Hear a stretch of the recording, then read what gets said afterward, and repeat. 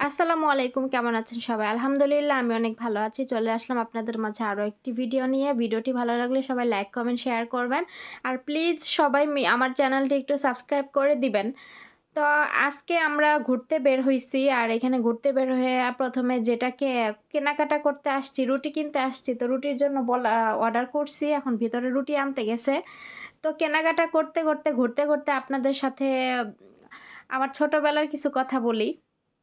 ছোটবেলায় আমি অনেক লাজুক স্বভাবের ছিলাম। আমি যে এখন সোশ্যাল মিডিয়াতে এসে এত কথা বলি, এত মানে স্পিরিটে কথা বলি, এই ধরনের কথাবার্তা যে আমি ছোটবেলায় এরকম ছিলাম না।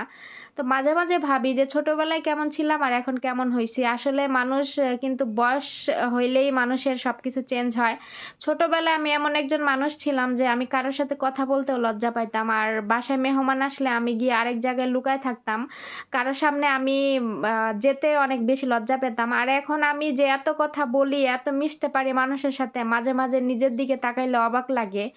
বাংলাদেশে যদিও আমি কোথাও আমি ঘুরি নাই। আমার বাংলাদেশে যানজট, রাস্তাঘাটের অবস্থা দেখে আমার ঘুরতে ভালো লাগে নাই।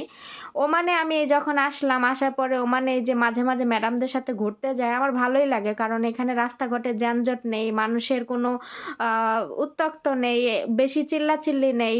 তো এই জিনিসগুলো আমার কাছে খুব ভালো লাগে ওমানের। ওমান কিন্তু খুব ছোট্ট একটা রাষ্ট্র। তারপরও এখানকার যে নিয়ম শৃঙ্খলা এগুলা মাশাআল্লাহ দিলে অনেক ভালো আলহামদুলিল্লাহ। ওমান ওমানে জনসংখ্যা কিন্তু কম। তারপরও ওমানের যে নিয়মকানুন, ওমান কিন্তু রয়াল পুলিশ দ্বারা পরিচালিত হয়। এই দেশের প্রতিটা অলিতে গলিতে সবসময় পুলিশ গাড়ি নিয়ে ভিজিট করে। যাতে কোথাও কোনো কুকর্ম, দুর্নীতি কিছু না হয়। এটা একটা শান্তিপূর্ণ দেশ। আর এই দেশে কেউ যদি কোনো গুজব ছড়ানোর চেষ্টা করে, তাহলে কিন্তু তার বিরুদ্ধে আইনগত ব্যবস্থা নেওয়া হয়। সব দেশের আপনি নিউজ পাবেন কিন্তু ওমানের কোনো নিউজ আপনি খারাপ কোনো নিউজ আপনি পাবেন না। কারণ ওমান খুব শান্তিপূর্ণ একটা দেশ। এই দেশে কোনো বাজে কোনো কাজ হয় না। তো এইজন্য ওমান রাষ্ট্রটা আমার অনেক ভালো লাগে। আমি এখানে ৯ বছর ধরে আছি। আলহামদুলিল্লাহ আমি এখানে এমন কোনো খারাপ দেখি নাই। আরব কান্ট্রিতে ওরা যখন বাসা থেকে বের হয় কখনো কিন্তু দ ঘর তালা দেয় না। আর কোনো সিকিউরিটি থাকে না বাসার মধ্যে। যখন তখন এভাবে বা খালি বাড়ি ফালায় রাইখা চলে যায়। তো মাঝে মাঝে ভাবি যে চোর আইসা সবকিছু নিয়ে যাবে কিনা? কারণ ড্রয়িং রুমে অনেকগুলা মোবাইল থাকে, ল্যাপটপ থাকে, আইপ্যাড থাকে। আমি মাঝে মাঝে রুম তালা মারি। তো এসে বাসায় আসার পরে দেখি না যেমন বাসায় রেখে গেছি ঠিক তেমনই আছে। তারপরেও ভবিষ্যতের কথা বলা যায় না। কখনো যদি এরকম কিছু হয়। কিন্তু কখনো এটা সম্ভব না। এটা আরবি কান্ট্রি, আরবিদের বাসার সামনে দিয়ে ১ দিন ছাড়া ২ দিন কোনো আজনবি যদি যাওয়া আসা করে অচেনা লোক, তারপরে তার বিরুদ্ধে হচ্ছে পদক্ষেপ নেওয়া হয়। ২ দিন এখান দিয়ে যাওয়া আসা করতে দেখবে, ৩য় দিন জিজ্ঞাসা করবে যে প্রতিদিন এদিক দিয়ে কি? এরকম এই দেশটা। আমাদের বাসার সামনে কিছুদিন আগে একটা লোক হচ্ছে পাকিস্তানি আম আমরা গেটের বাইরে বেরোইছি, তখন ম্যাডামের মেয়েকে ইশারায় কি যেন খারাপ কথা বলছে। আমি দেখি নাই সেটা। তো ম্যাডামের মেয়ে যখন বাসার ভিতরে ঢুকে ম্যাডামকে বলছে, তো ম্যাডাম আমাকে ডাক দিয়ে জিজ্ঞাসা করল যে, "লোকটা কেমন?" আমি বললাম, "আমি তো জানি না, আমি খেয়াল করি নাই।"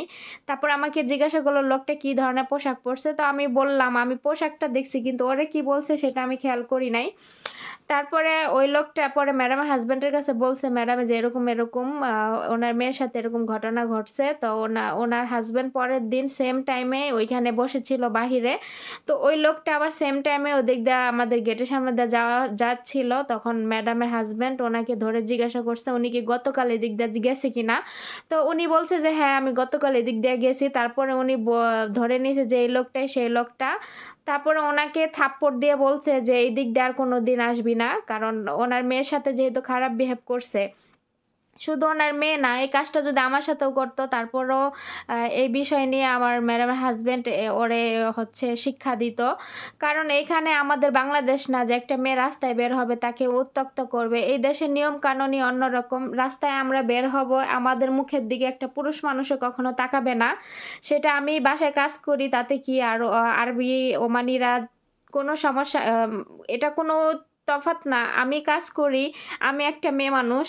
আর তারা ওমানি, তারাও একটা মেয়ে মানুষ। তো তাদেরকে যেমন চোখে দেখে আমাদের কিন্তু সেম চোখে দেখে। আর ওমান বাংলাদেশের মানুষ কিন্তু ডিফারেন্ট কিছু না।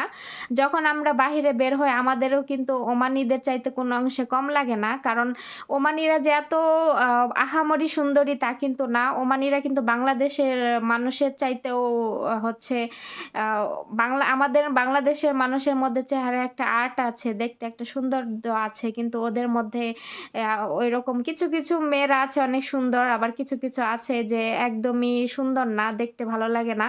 তো আমাদের বাংলাদেশেই ধরতে গেলে এর চেয়ে সুন্দর, সুন্দর মেয়েরা আছে যাদের চেহারায় একটা মাধুর্য আছে, আর্ট আছে। ফর্সা হলে কি খালি সুন্দর হয়? তো এই দিক থেকে হচ্ছে ওমান রাষ্ট্রটা অনেক বেশি ভালো। ওমান শান্তিপূর্ণ একটা এলাকা আমি বারবার বলব। তো যাই হোক ওমান সম্বন্ধে অনেক কিছু বললাম। সবাই ভিডিওটি ভালো লাগলে চ্যানেলটি সাবস্ক্রাইব করবেন। আল্লাহ হাফেজ।